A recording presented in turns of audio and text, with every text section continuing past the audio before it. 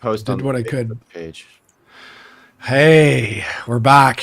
What a crazy thing. So apparently Andrew killed the stream somehow. He absolutely as killed a the stream guest. from Amsterdam. What the hell, man? So I had to set it up again. Oh my God. This is why day drinking is not a good idea. Yeah. Oh my God, that was so funny. I'm like, it's not as easy as just starting right again. I'm like, even my dog's decided he's fed up.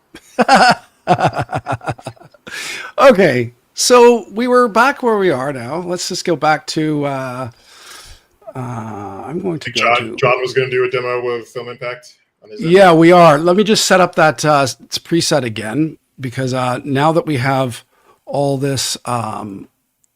No, I add a stage. Now I'm setting it up. I have to reset up my presets briefly. So, John, can you put your screen share up and I can add it to the Yes. There we are. Okay, thank you. I see yours, Aris. Awesome. Thanks everyone for your patience. We wow, that was crazy. That was insane. Okay, here, John. Oh, adding to the stage. There you are. There's yours. And ooh, Zoom 80s music video. There we go. All right. Okay. So I've got my. I'm just gonna do a quick demo of this in terms of how to use this tool if you're not familiar with Film Impact, or maybe you've used them before but you didn't have the full suite. Maybe you just had a few of the preset packs. I'm actually. I used Film Impact mostly for transitions for several years. Then they moved to that subscription model, and I kind of let them drop away. So this was some of this stuff was brand new to me, and so I've been digging into Film Impact presets and panels now. Here we've got our sample footage here. This is just Adobe sample footage. I've got some spots for transitions as well as visual effects, which is all part of the package. Incidentally, you can demo Film Impact right now. If you're not upgrading to 25.5, you can actually go to the Film Impact website, and Cass, correct me if this is I'm wrong.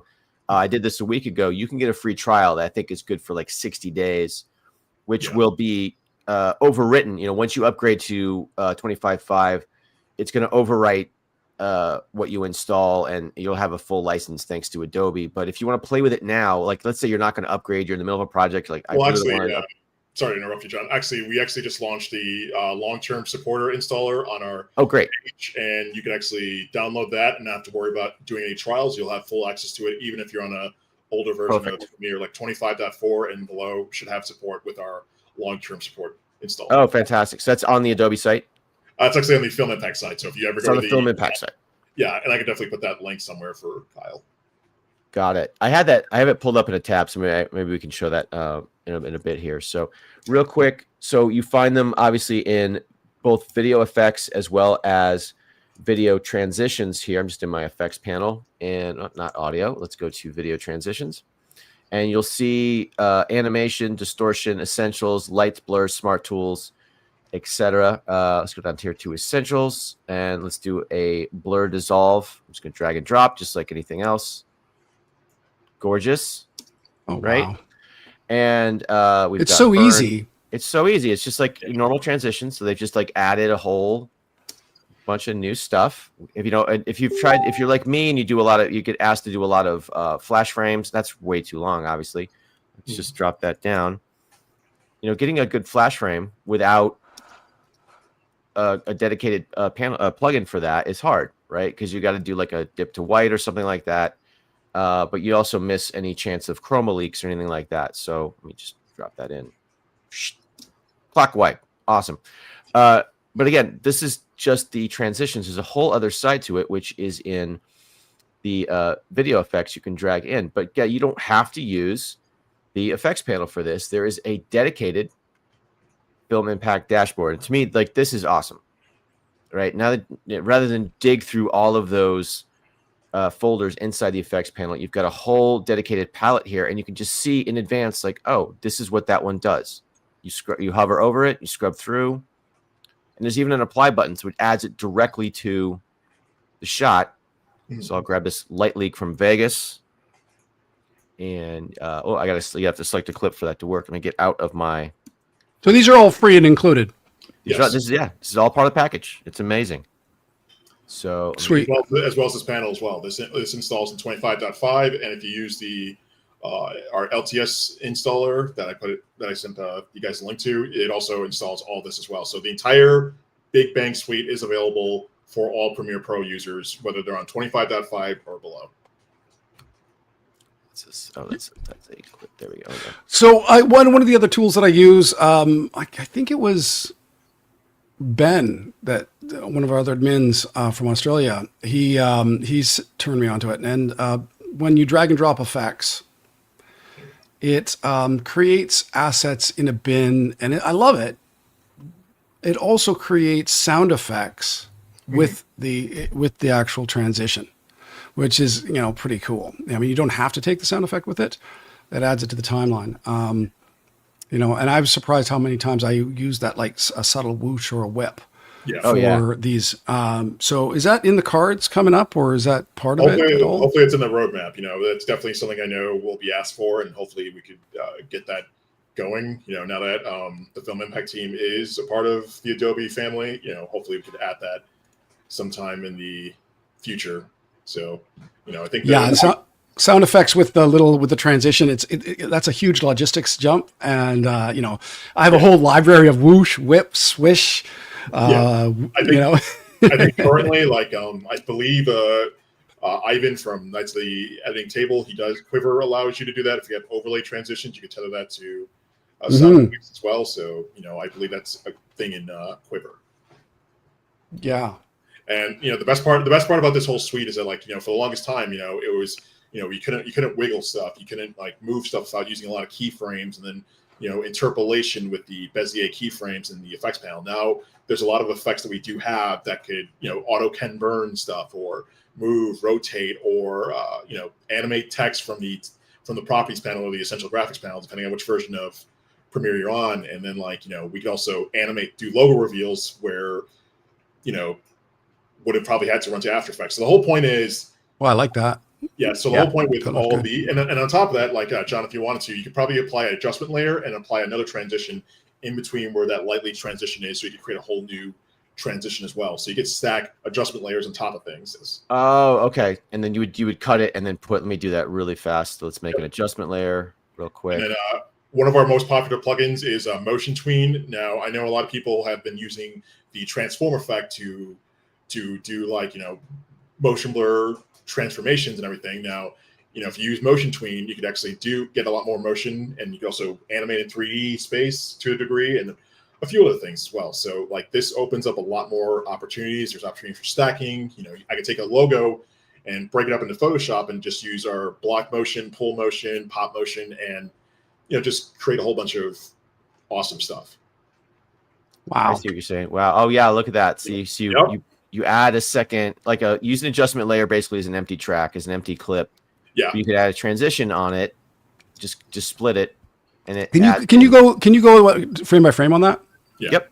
I just want to see that, and tilt it if you will, like full screen if you will. Ah, nice. Yeah. So that's the mosaic stacked with. Wow. That kind of normally transition. For someone, myself, I don't necessarily ever use pre-built effects. Mm-hmm. Because I want to have some sort of style of my own by comping them like this, and they're beautifully organic. They're beautifully organic. They interact well, right? And I'm surprised that it's fast. Yeah, GPU accelerated. It's wow, really fast. And there's a lot of variations in here, so you can mess around with just that light leak alone has all of these different options. And there's always the surprise me button, right? So if you want to mess around with different settings, it'll just do it for you. Yeah, and then you can just build a whole library of presets. Can you zoom in on that? Surprise me. Show me the. Right. There we are. Surprise me. There. Surprise me. It's That's great. So cool. And then all of these work just like the regular effects. So if you wanted to, if you get a film transition that you like, let's just do it. Let me see what's available for dissolve here. So, a lot of people complained about the stock dissolve in Premiere for a long time, and so now we've got, let's say, this blur dissolve here under Impact Essentials. You can still set that as the default transition now. Yeah, so, as well as the dissolve impacts, which has 5 different dissolves built in. So it has a natural dissolve, has a film dissolve, additive dissolve, and a few others as well. So it's so cool. So for those folks that don't know what the difference is, a film dissolve versus a regular dissolve. A cross dissolve, basically, it's the image on the image, and there's no calculation on the luminance values. Whereas a film dissolve, the lighter parts will show through first. The darker parts disappear quicker. So it's a much more elegant dissolve. It has a much more, so you see what the frame that John has right now, those white boxes are an example of a luminance-based dissolve, right? It has a much more elegant, creative feel. And, obviously it comes from, it's called a film dissolve because the optical film, that's how that would work, right? Because black didn't actually show as black. Right. Anyway, yeah, that's I prefer film dissolves. Always have. I used to always use opacity Beziers so I'd stack instead of putting a transition of a dissolve or even a film dissolve from film impact dissolve.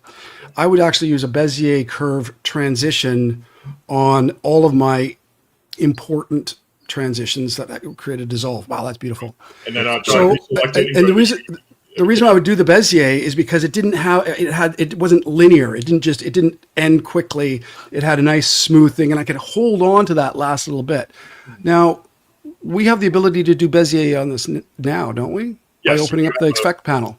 You do have in the effect controls panel. You do have a visual graph on things, so you have anticipate on certain things, and then if you scroll down, nice. Zoom. Can you tilt and zoom in, make it big? Oh no, it doesn't do that. So you have see that graph. You have ease in, so you have a visual curve editor with ease in, ease out. Oh, look at that!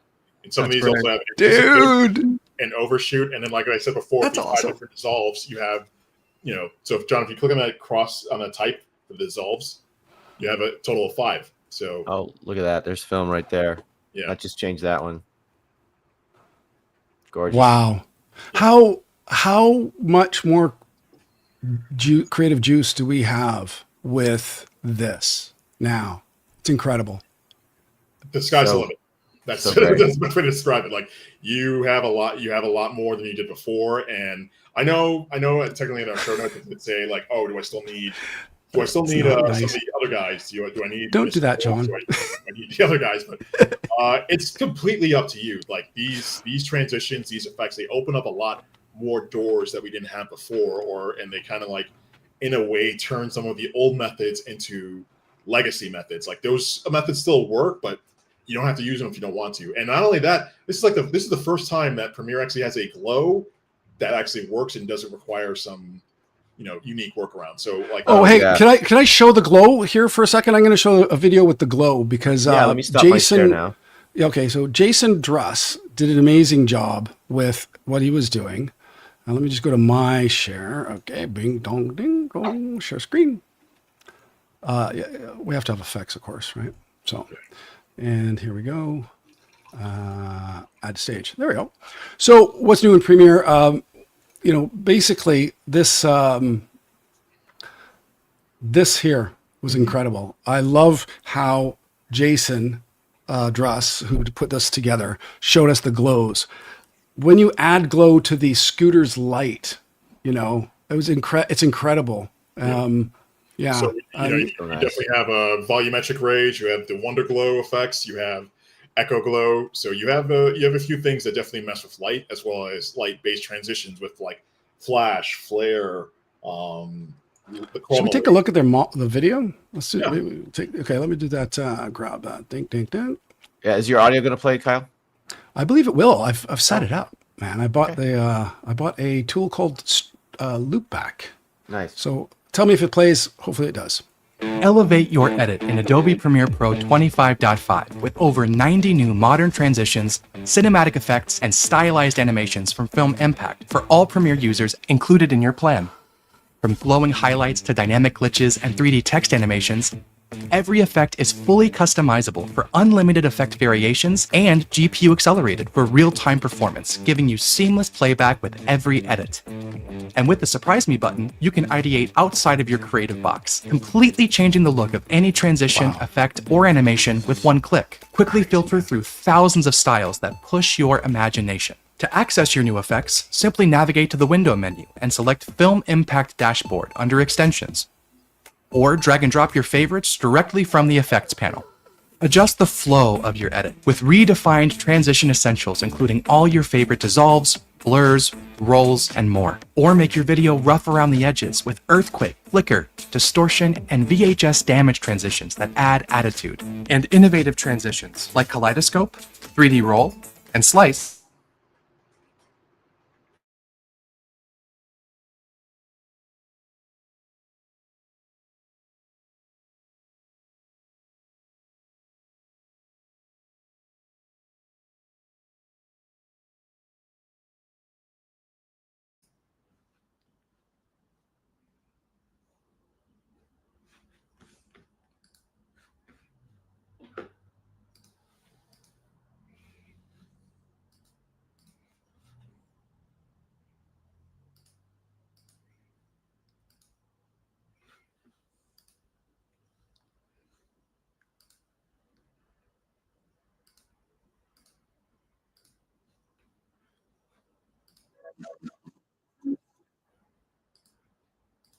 Hey, Kyle, we lost the audio.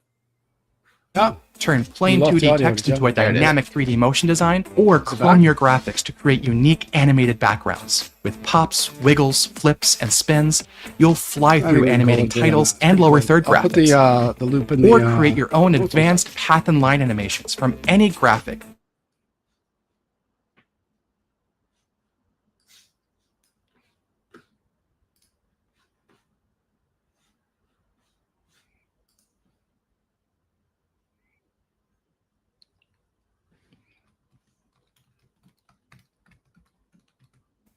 Wow. That's crazy. That's so cool. Okay, I'm going to get out of that. That's incredible, eh? They don't believe how Good toxic to this see is. that, all that work If being you're done.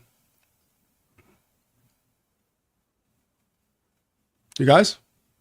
Oh, John, you're muted. How you doing there? You got it? You good? I was just reposting the new stream link to Facebook, to the group. Awesome.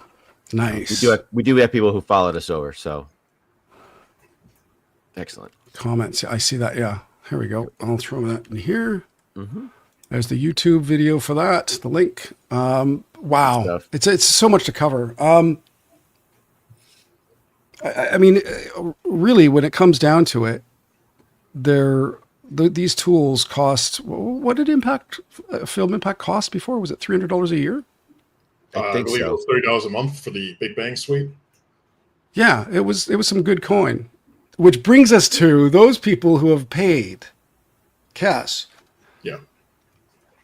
Do they just eat it or? No, we're the, Yeah, I know. when it comes Let's open that door.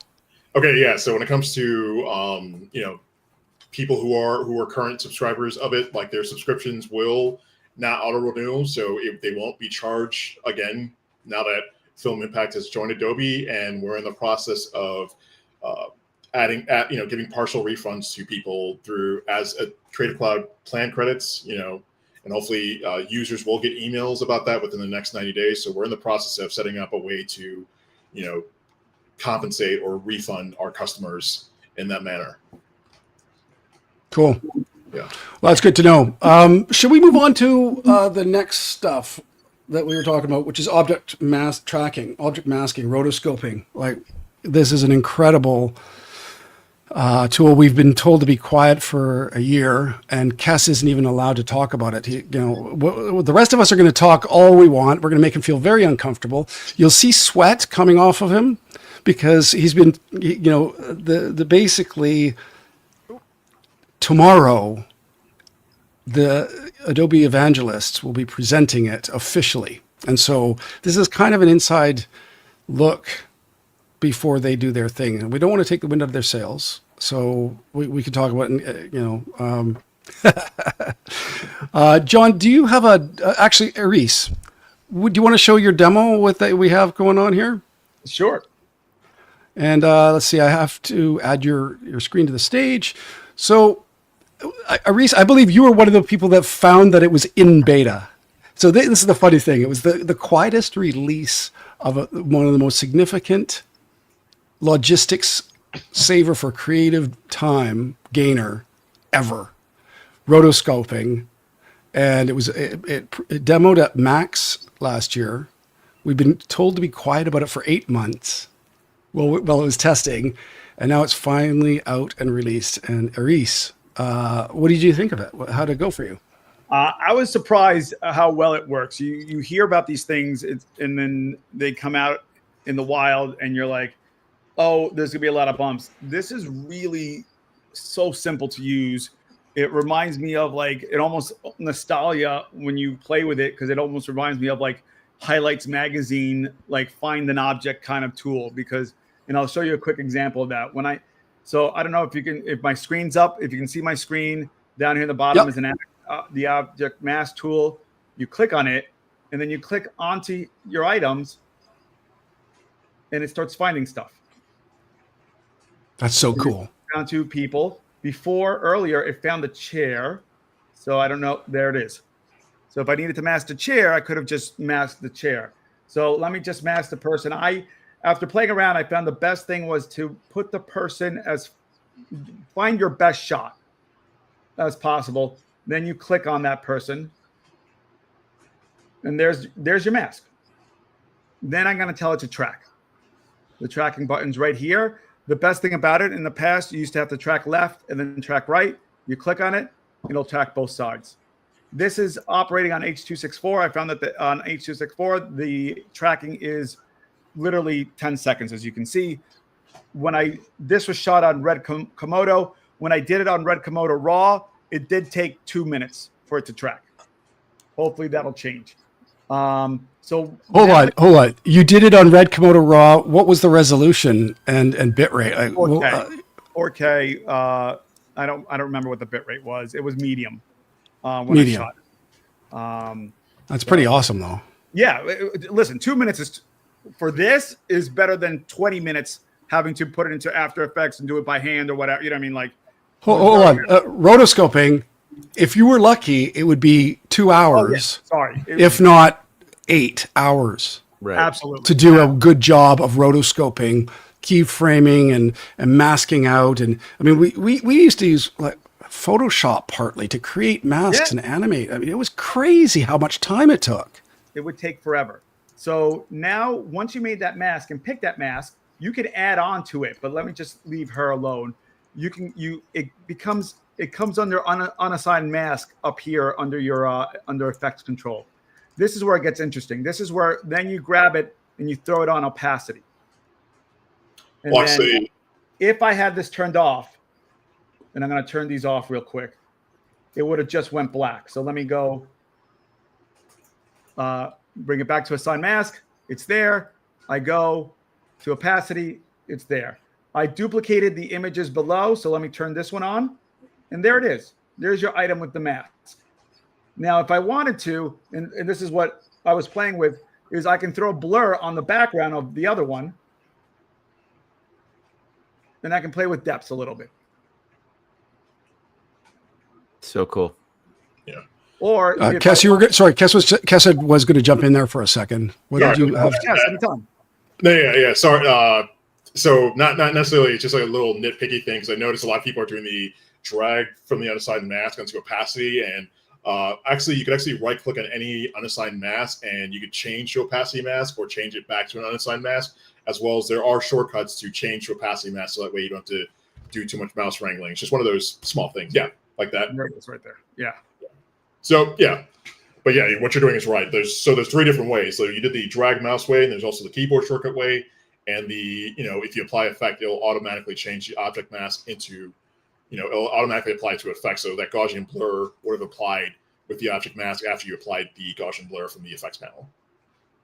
And so the other thing, for me, I feel that this will be great for when I need to take out a sign or even mask the individual for an interview. You know what I mean? I can just put a blur on here, and this is the FX mosaic, and you know what I mean, blur the person out. That's crazy cool, man. Wow. Or you know what I mean.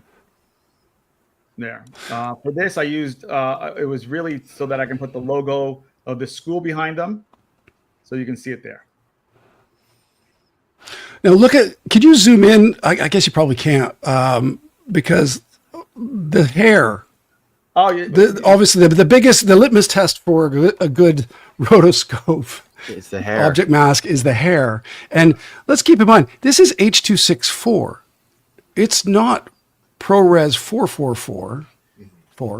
But that totally sells. Like I think, you know, unless we're doing something for theatrical where they're extremely demanding. But even then, this looks good to my eye just on this screen right now. I would totally submit that to a client. Be like, here you go. That hairline looks incredible. Yeah, this is I think one of the reasons why it's taken a little bit more time for Adobe to release this cross-platform, Mac and Windows, and to support high-level codecs, you know, pro codecs. When you compare it to CapCut, we had a comment in the Appe-Tv that, you know, Adobe's copying CapCut. And it's so funny because CapCut doesn't, you know, throw red raw on in CapCut. See how that works. Yeah, you know, it's not a professional tool.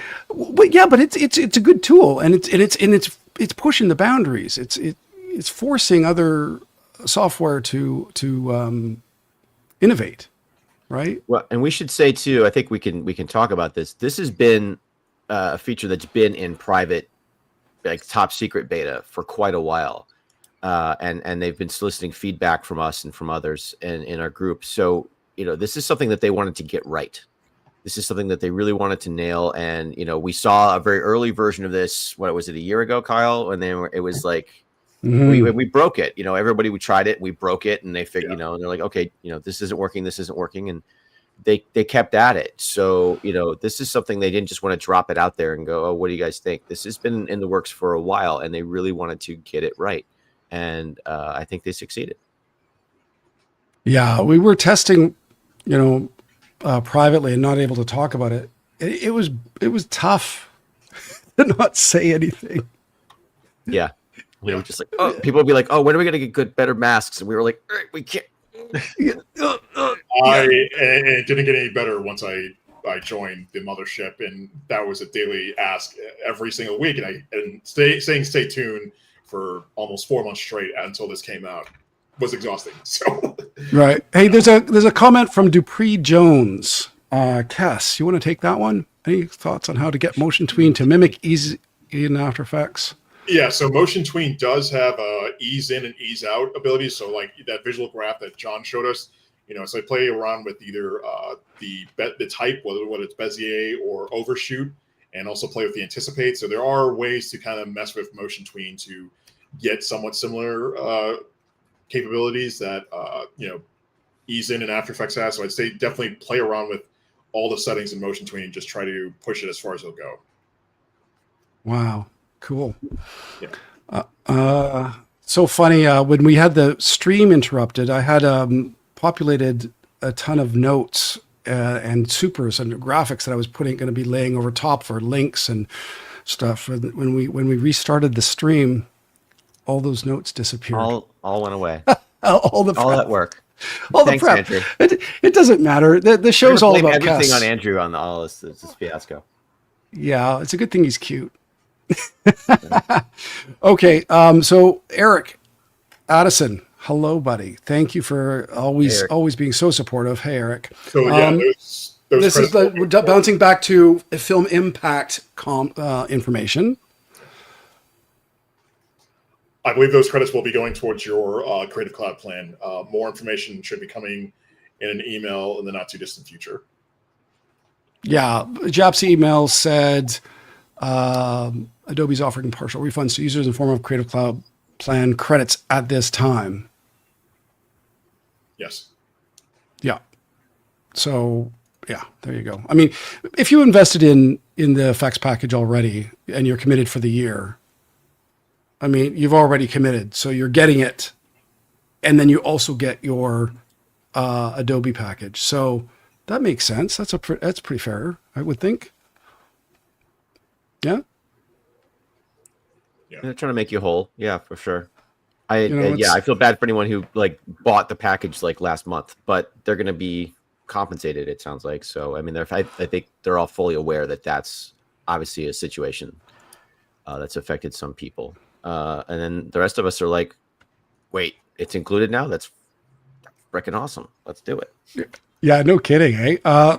And you can install Film Impact right now into your system and have full access for free. Yes. I did it yesterday. Yep. Thank you, John. Yeah. So, John, did you want to show some object masking?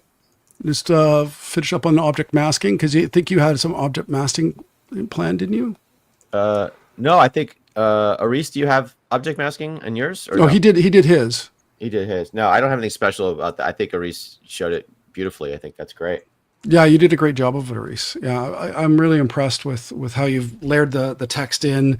Daisha, when she showed it with the astronaut at Adobe Max, that was incredible. Yeah, Speaking of which, I feel like I can show you guys a quick thing I did this morning with film impact transitions with object masking. Both of them. Okay. There's your screen. Let's do it.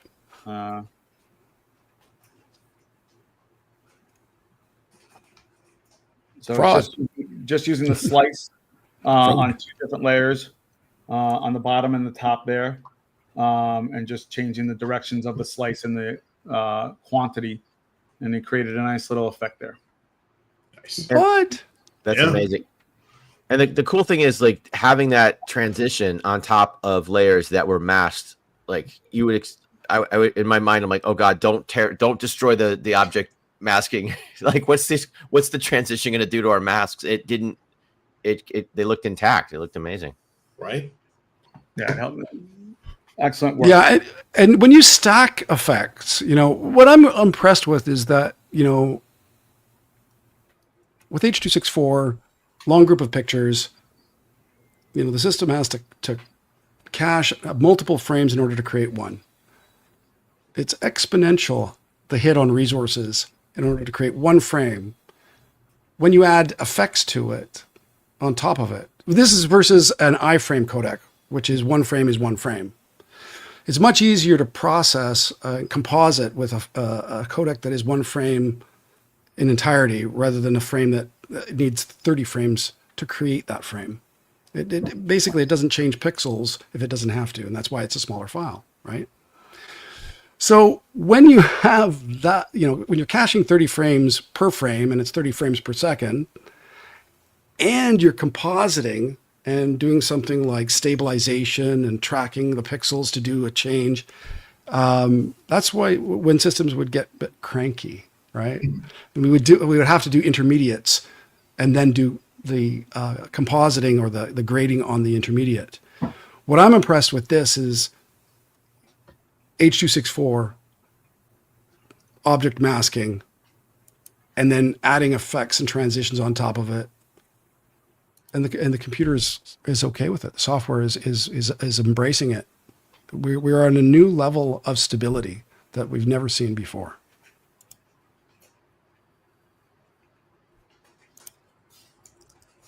Yeah, really nice.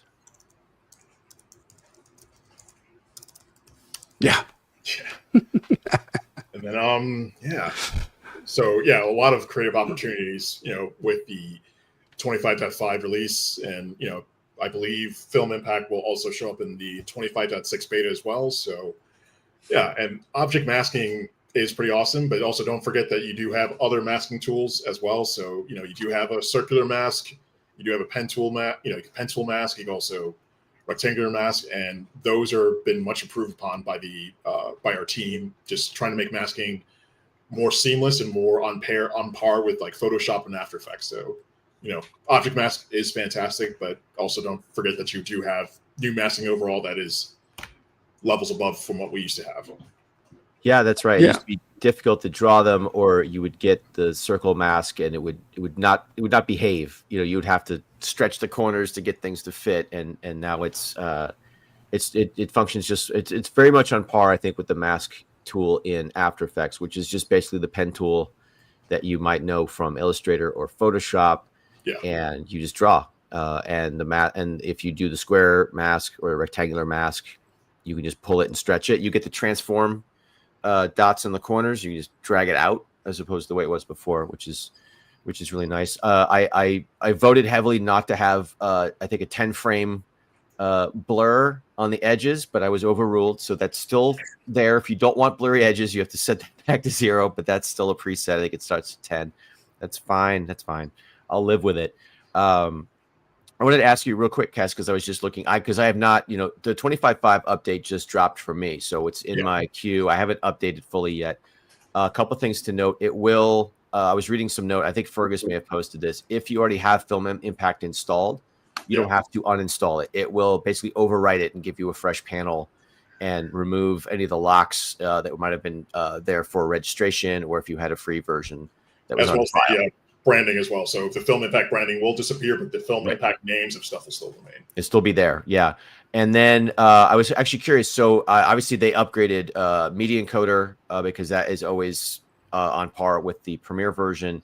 Are there plans to drop a 25.5 of After Effects? I didn't see an update for that. I don't know if there's any new features. I believe it's supposed to be in general access, grand release today in the next 48 hours. So I'd say stay on the lookout for that. I believe that we're supposed to have that coming soon.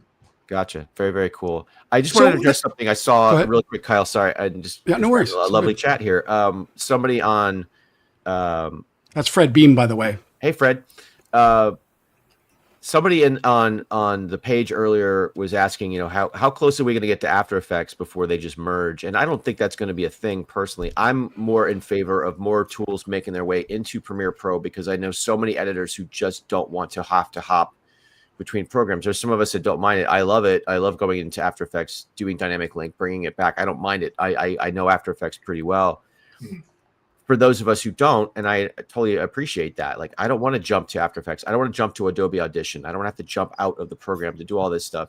The more things we can bring in, I think, the better. The more those features are incorporated in Premiere, and they'll just become maybe more, rooms across the top or whatever they're going to be. And some other editors are like that. Like, people bring up Resolve all the time. That's how Resolve works now. They just kind of brought it in there. You don't hop in between different DaVinci programs. It's one thing. And I think that's kind of the trend. That's how it's all going.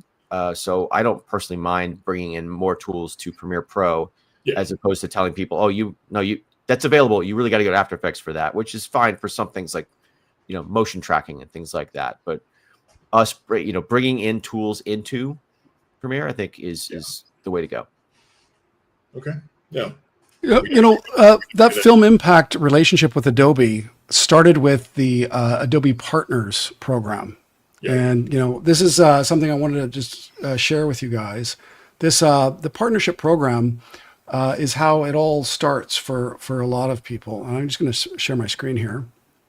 So if vendors will work, developers will work with Adobe and join the partner program.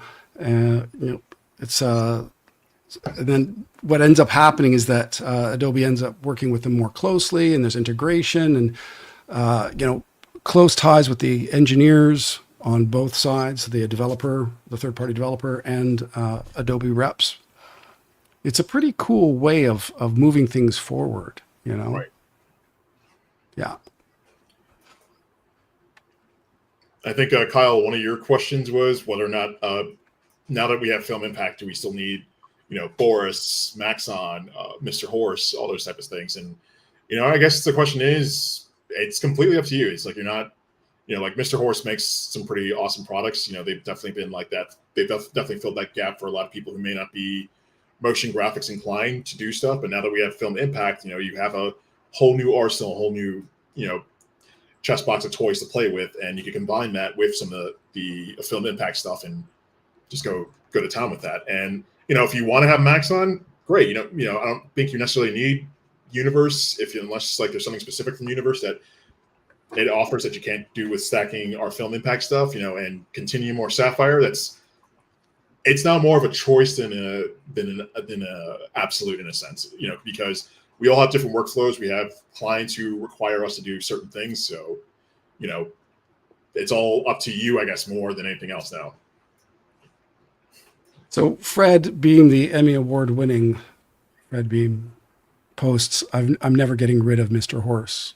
Nor should I love Mr. Horse, both for After Effects and Premiere. Eric Addison. Yes, Mr. Horse is amazing. Absolutely. I love that tool. I'm not getting rid of mine either. Yeah. Yeah. It's awesome. One of the things that we talked about, Aris, in our prep meeting was how journalism is impacted by all these effects. Back in the early days of hard copy and turning news into entertainment, that threshold of eye candy impacting honesty has been degrading over time, in my opinion. I love the effects. I love eye candy. Sometimes I wonder how far it goes to take away from the honesty and integrity of a news item. And we've come to a place in the world where it's difficult for people to trust the truthiness of any journalist or their information. Aris, we talked about the threshold of where that happens. Generative video versus object tracking, which is an AI tool. So what's your take on AI and truthworthiness and honesty and integrity in journalism? I think a lot depends on what we see is journalism. There's a lot of shows out there right now on networks like A&E and Discovery and even on MSNBC that do crime shows that are not really journalism shows. Those are crime shows, and they take a lot of liberties, even with the storyline. On the last show I did, they were having issues with us using the Adobe's podcaster site for cleaning audio. And my argument was we weren't changing the audio. We were just using this website to clean the audio so that we can actually hear the people speaking. We weren't putting it into a machine and telling the people what to say or what to do. So it's for cleaning up an image, for helping, for almost like the CSI version of documentaries. I think these tools are amazing. But once we get into stuff like generative extend tool, that I think is where the line is for a lot of us, because that enables us to show something that wasn't there before. And that's your line. That's the draw. Is creating something new. Creating something new from what's already there. But again, that's for journalism. When you look at a crime show and what a crime show is, God, it's the producers or the production company's lens that you're seeing the story through. And we have to realize that. And I think that's the problem. Even, I hate to say it, even reality shows is somebody's lens. And it's amazing even now in today's society how I would say 80% of the population doesn't know how manipulative it is, both in the edit, but also as the producers out in the field. They have no clue. I worked on this show for 3 years as an editor, Lizard Lake Towing. Lovely show. It was all written. And 50% of it was written by the editors, where it was like, I need a shot of Bobby running into the car door. Can we do that? And you would get it in 2 days, and we would slide it in. So that being said, for reality shows, generative extend is amazing. We need them to be sad here. Be sad here. But that's more about how it's pushed out. I was working on a show that was about. Sorry, you remind me of. I was working on a show. It was about near-death experiences, and we would have different stars on talking about near-death experiences, and one was Dom DeLuise when he was still alive, and what a great moment to share with him. And so I'm editing this piece with him, and I'm watching the footage of him describing how he would call his mother every day every Sunday and have a chat with her. And in the background, one of the crew's cell phones goes off. And this comedian, who always is laughing, freezes and starts to tearfully talk about his emotional journey of losing his mother, and it wasn't scripted. A lot of the show was scripted, but this wasn't. The greatest edit I've ever done was to keep his delivery uncut, pure, without any B-roll to cover, of this comedian falling into tears and emotionally delivering this story about his mother and how much he misses her. It was the best edit ever. I did the best edit ever. I didn't edit at all. I just kept it. And that's what I mean by that honesty versus, effects. And we're so used to eye candy and changing the channel every 3 seconds or 2 seconds, or even now, it's crazy. John, you do a lot of series too. How's your take on that? Where's your threshold? I feel so conflicted these days about the tools, because on one hand, anything that helps the edit and makes things better, faster, easier is certainly welcome. And you always get comments from clients, producers who are working on that, like, oh, is there a better version of this shot? Is there switch to the cut where she's crying and not laughing? And it's like, I'm sorry, I've watched all the footage. That doesn't exist, and so to be able, if it's a small note, like, oh, can you extend this shot a little further so the car like passes and we finally see their face? Like, okay, that's fine. That was something that would happen in real life. The camera cut too soon.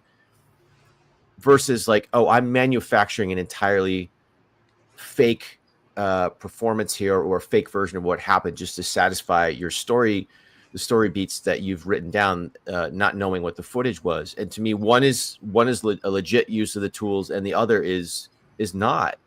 And to your point, Aris, about reality shows, reality television or crime shows, having worked on them, we all know it's scripted. We all know that that's really not reality. It's just once you work in that part of the business, you're like, oh my God, like nothing's real. I actually did one of my first jobs was a PA on a reality show, and it was a home makeover. So the host walks up to the front door and meets the homeowner for the first time, and they yell, "Cut, let's do that again." I was like, what do you mean do it again? They just met. You can't do that again. You can't meet again for the first time twice. And they were like, yeah, no, roll it back. And they had to pretend like they had not seen each other before. I mean, they've been meeting all day. Like they already knew each other. I was like, oh wow, this is the business. Like it's all smoke and mirrors. But that's fine. We've gotten around that. That's just the way it works. But the idea of now manufacturing things, throwing on different faces, throwing on different reactions, all that kind of stuff, and then that's just reality television. There's a whole other bunch of stuff. Not to get political, but like. We don't have my worry is that people already think reality television is real. People already think Hallmark movies where a prince goes to a small town in Vermont and meets the proprietor of the hot chocolate stand who is just left the big city. Like that kind of romance happens in real life. Like there's already a real big lack of media literacy, I think, in the population that thinks all this stuff is real. Or they kind of know it's not, but they just accept it anyway, sort of like wrestling, right? So as these tools get better and better, like that line is so totally blurred. They're just going to take everything at face value. And I feel like we're going really, really fast, warp speed into this future where that's going to be the case, and not have this training, like almost like from middle school on, like, hey, let's show you how to spot AI fakes. Let's teach you how basic media literacy, so you can have a critical eye when you're watching or listening to all the things that we're pumping out at you. I want to share this with you because this is something that just it's make sure that the audio works and all that. But basically, this was a long time ago. It wasn't 2006. It was the House Hippo, done by a media literacy advocacy group, Adbusters. I don't know if you remember Adbusters. They were awesome. Oh yeah, yeah. They're out of Vancouver. Really, yeah, that magazine was so inspirational. Yeah, and so media literacy now is needed more now than ever. This is the House Hippo. If I don't have audio playing, let me know right away. It's nighttime in a kitchen just like yours. All is quiet. Or is it? The North American house hippo is found throughout Canada and the eastern United States. House hippos are very timid creatures and are rarely seen, but they will defend their territory if provoked. They come out at night to search for food, water, and materials for their nests.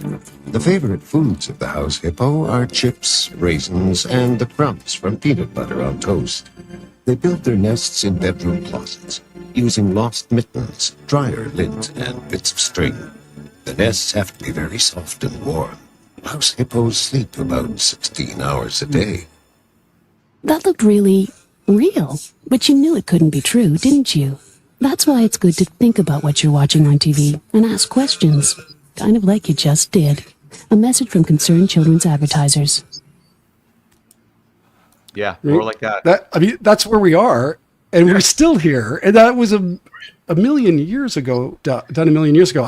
It's one of the, like, when I've occasionally been gifted with the opportunity to teach. Whoops, sorry, the wrong one. To teach younger minds and inspire young editors. This is one of the responsibilities we have to be honest and to have integrity with a story. You know, we've all heard the term frankencutting or frankenbiting, where we take a word that was flubbed and replace it with the other word. I think that I'm okay with that, as long as it doesn't change the inflection and the editor is being honest to the person's delivery. When you recontextualize the intent of a person, that's a whole other story. And people have been doing this for a long time. It's one of the reasons why there's such mistrust on journalism or stories and content creation. Where we go from here is, I have no idea. What's your take, Cass? I know you can't speak for Adobe's perspective, because there's you, and then there's Adobe, who's, has the content authenticity initiative. Yes. Right, to make sure that stuff is authentic and not stepped on and it's real. What are your thoughts there? Yeah, so a lot of what you all are saying, I probably resonate with. It's like I'm fine with the extension of a clip if we need, padding for a shot, and using Adobe Podcast to clean up some audio that was probably not in the most pristine environment. But then when you're generating stuff and trying to make stuff come out of nowhere, that's when the ethical line has been crossed. Because then it's like, all right, that becomes an issue of legal, and it's like it almost makes it seem, because when you all were talking about this, I was thinking about that episode of Newsroom where they tried to get a general to admit that they used weapons of mass destruction like that, and I was just like, and the thing that got him was the editor who tried to make that happen didn't account for the clock being masked and changing. So that was the way they got caught, and I'm just like, we're now at a point where with the technology we have, people can fabricate stuff, and we've been saying fake news for years, and I don't want to get political and everything, but we can almost fake it, and it takes us having that critical thinking and that experience to stop people from being bad actors and presenting false information out there. So we are just in a uncharted territory, kind of is the Wild Wild West, and hopefully with the content creative initiative and everything like that, we at least have people who are paying attention to all this and looking at everything with a very critical eye. Yeah, for sure. Over time, every time I was a producer at any of the big shops, like NBC or ABC, you would have to go through standards and legal training. Yeah. As an editor, not very even, but I'm the gatekeeper. The footage all comes through me. Mm-hmm. But I know many editors who live and die by these tools, know these tools, have done it, and then get thrown into a newsroom and don't understand that you can't touch that, you can't use that, you can't manipulate it like that. So there is a oversight with what they do with until there is a disaster. I forgot. It was the case with the kid with the hoodie that was shot and killed in Florida, where an NBC audio editor or an editor cut out some of the stuff in the 911 call to make it look like they were focusing on the race. And the editor got fired, the producer got fired from that. But the editor, and I remember the editor, and I remember talking to him, he was like, nobody told me I couldn't do that. Right. Didn't go to journalism school. Why would he need to know? So I think we need to realize that there's steps, there's checks and balances, and nobody's working with us editors. Right. We're over time by a bit. We did go went down for 5 minutes in between the first chapter 1 and this chapter 2. I've got to do a bit of housekeeping here. I want to say thank you, Lucid Link and Digital Anarchy, for being our sponsors. Without you, we wouldn't be able to put these shows on. It's awesome. And I'm going to add this in. This is Digital Anarchy's new website showing all their new tools. Please go check it out. Interesting. Transcriptive is still a viable option because you can have a portal that where a client or an assistant editor can edit the transcript and it can update with your transcript on Premiere. This is what I understand. It's a portal. So that's still in the, not available on Premiere. So there's some advantages to transcriptive, and of course, Beauty Box and is incredible and all that. It's just amazing. So there's that. The other thing would be IBC 2025.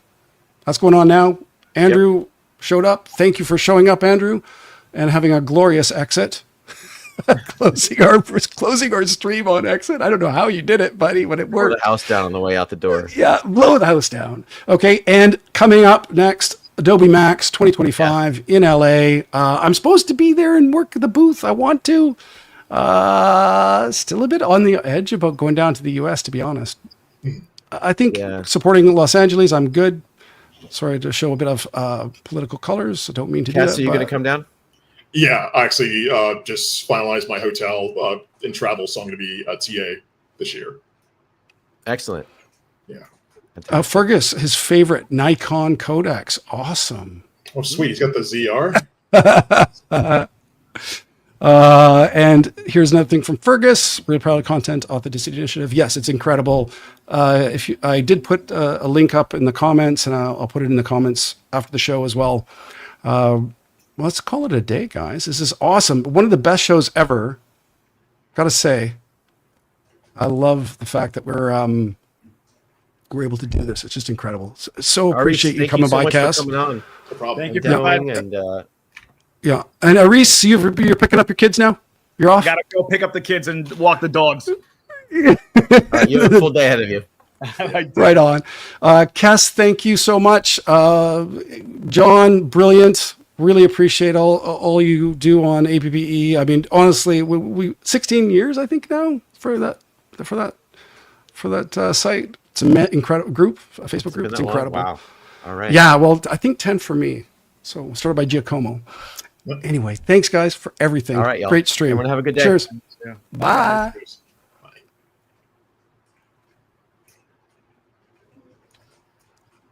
Do we end the stream?